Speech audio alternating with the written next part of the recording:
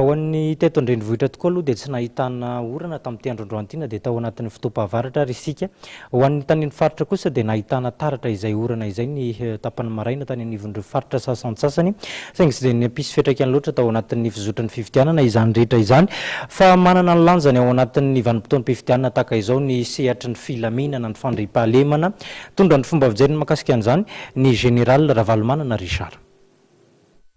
Manoloana ny feo mandeha mikasika ny ayain'ny olona amin'ny mety sy ny korotana mandritra ny fifidianana dia nanambara mpitandro filaminana fa paikady atao fotsiny ihany izany entina anakorontanana ny saim-bahoaka na paikady atao fotsiny ihany koa mba tsy hahatanterahany fifidianana. Ny zany aloha feo alefa inge zany feo alefa foana zany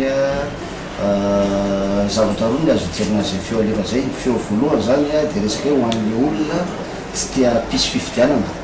dia alefa le feo hoe tsisy filaminana zay zao tokony tsy handeha ny fifidianana.